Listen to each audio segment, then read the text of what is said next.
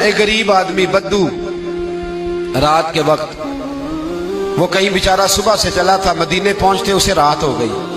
اس نے ڈرتے ہوئے نا خیمہ ہی باہر لگا لیا. جہاں رات ہوئی نا آدھی رات ہو گئی، 1-2 بجے سمجھ لے پہنچا مدینے، تو اس نے باہر نے خیمہ لگا لیا. بیوی اس کی امید سے تھی، بچے کی ولادت کا وقت قریب آ گیا، بیمار ہو گئی. اس نے خیمہ لگایا، بیوی اندر ہے. حضرت عمر فاروق گشت پہ تھے رات کو، ساتھ ایک غلام تھا. حضرت عمر فاروق رضی اللہ تعالیٰ عنہ کہنے لگے وہ آگ جل رہی ہے تھوڑی سی، پتہ کرو کون ہے.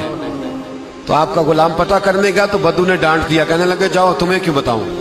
حضرت عمر خود گئے، کہنے لگے مسافر بھائی بتا تو صحیح. کہنے لگا جی چھوڑے، میں آپ کو کیوں بتاؤں میں کون ہوں کیسے آیا ہوں. فرمایا خیمے کے اندر سے کراہنے کی آواز آتی، کوئی درد سے چیخ رہا ہے، بتا ہمیں بات کیا ہے. کہنے لگا جی میں فلاں بستی فلاں علاقے کا ایک غریب ہوں، امیر المومنین عمر فاروق سے ملنے آیا ہوں، اور رات ہو گئی ہے تو یہاں خیمہ لگایا ہے، صبح میں ان سے مل کے چلا جاؤں گا. تو رات کو تکلیف دینا پسند نہیں کیا، تو میری بیوی امید سے تھی، اب بچے کی ولادت کا وقت قریب ہے، پاس کوئی نہیں. حضرت عمر کہنے لگے تو ٹھہر میں ابھی آیا. چہرے پہ نقاب ہے، اسے بتایا نہیں میں ہی امیر المومنین. عمر دوڑے گئے، اپنی زوجہ سے کہنے لگے اگر تجھے بہت بڑا اجر مل رہا ہو تو حاصل کرے گی. کہا کروں گی. تو کہنے لگے چل پھر میرے ساتھ، بہت بڑا اجر ہے. ایک دوست کے ہاں ولادت کا وقت ہے، ضرورت کی چیزیں ساتھ لے لو. اس عورت نے تھوڑے دانے لے لیے، گھی لے لیا. حضرت عمر سے کہنے لگی لکڑیاں اکٹھی کر لے. امیر المومنین کونسلر کی بات نہیں بتا رہا آپ کو، میں آپ کو ایم پی اے کی بات نہیں بتا رہا، ایم ایل اے کی بات نہیں بتا رہا، جو 10 گاؤں کو ملا کے چیئرمین بنا اس کی بات نہیں بتا رہا. اس کی بات بتا رہا ہوں جو 22 لاکھ مربع میل کا حکمران ہے. اس کی بات بتا رہا ہوں جو گلی سے گزرے تو شیطان رستہ ہی بدل جاتا ہے.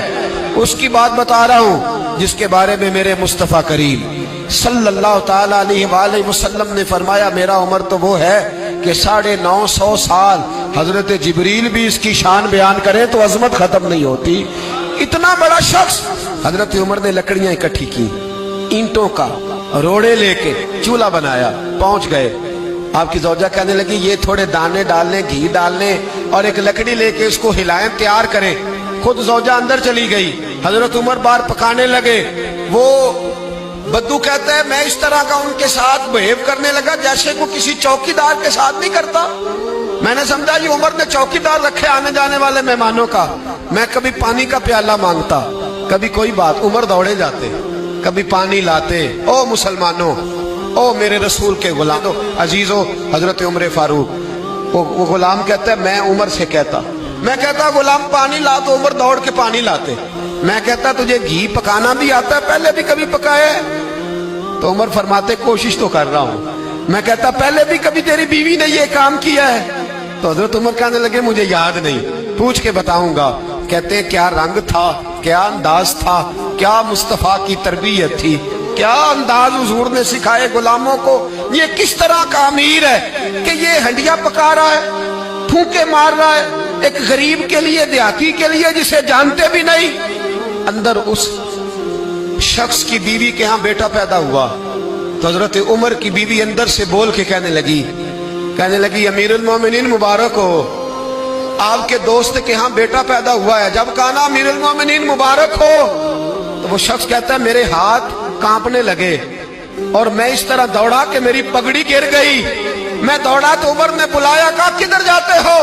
کہنے لگا آپ امیر المومنین ہیں، آپ امیر المومنین، آپ عمر ہیں. کیسر و کسرا جس کے نام سے کانپے آپ وہ ہیں، جسے مصطفیٰ نے دعا مانگ کے اللہ سے مانگا وہ والے عمر ہیں آپ، جس کے لیے علی المرتضیٰ فرماتے ہیں میں روز دعا کرتا ہوں وہ والے عمر ہیں، جس کے بارے میں ابو بکر صدیق نے فرمایا تھا کہ میں اللہ سے کہوں گا مولا جو تیرے محبوب کی امت کے حق میں سب سے بہتر تھا میں اسے خلیفہ بنا کے، وہ والے عمر ہیں. عمر امیر المومنین کی بیوی وہ تو خاتون اول ہوتی ہے، وہ تو ملکہ ہوتی ہے، اور تیری بیوی دائی بن کر ایک غریب کے بچے کے پاس بیٹھی رہی ولادت کے وقت. عمر امیر المومنین ہو کے تیری داڑھی ساری دھومے سے بھر گئی تو ڈیوٹی کرتا رہا. تو سیدنا عمر رو پڑے اور اس بدو کو سینے سے لگا کے کہنے لگے تجھے پتہ نہیں تو کہاں آیا ہے؟ اس شہر کا پتہ ہے؟ اس نے کہا حضور کہاں ہے؟ فرمایا یہ میرے نبی کا مدینہ ہے، یہ مصطفیٰ کا مدینہ ہے، یہاں امیروں کا استقبال نہیں ہوتا، یہاں غریبوں کے استقبال ہوتے۔ یہاں حضور نے اس اسٹیٹ پہ میرے رسول پاک نے وہ والا رنگ دیا ہے کہ اب غریب سر اٹھا کے جینے لگے ہیں، اب مزدوروں کو عزتیں ملنے لگی ہیں، اب یتیموں نے سر اٹھا لیا ہے کہ ہمارا کوئی سننے والا